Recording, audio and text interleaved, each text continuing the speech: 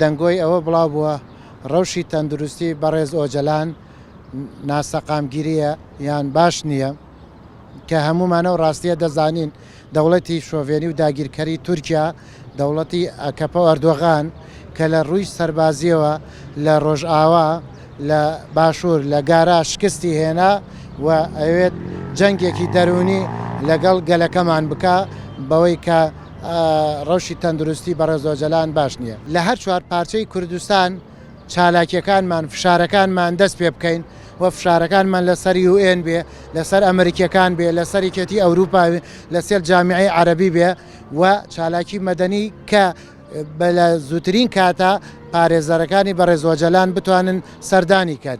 ئەمە ئێمە وەکو ئەم گەلێکی ستەم دیدا و زوڵم لێکراو لە هەمیشە بەرامبەر دیکتاتۆرەکان ئەوەمان کردووە، یعنی هەمیشە خەباتی مەدەنی دیموکراسیمان کردووە، ئەوان هەر بە ئاگر و ئاسن وەڵامیان داوەتەوە. قسەی زیاتر لەسەرەوەیە کە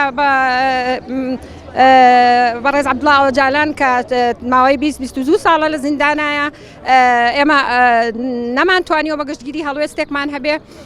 ئەو لە زیندانەوە پەیامەکانی تورکیا ئەوەیە کە ئەو باری تەندروستی ناجێگیرە، بەڵام لە پەیوەندێکی تەلەفۆنیا بۆ برایەکی داوای مەحامی خۆیەکە داوای پارێزەری خۆیەکە بۆ داکۆکیکردن لە بابەتەکەی لێرەیە. ئێمە لە هەر چوار پارچەوە توانین ببین بە پارێزەری ئەو بتوانین ببین بە داکۆکیکەری هەڵوێستی تەواومان هەبێ بەرامبەر بەوەی کە 22 ساڵە بە ناحەق سەرکردەیە سەرۆکێک سەرکردەی بزوتنەوەیەکی گەورە حزبێکی گەورە لە زیندانایە.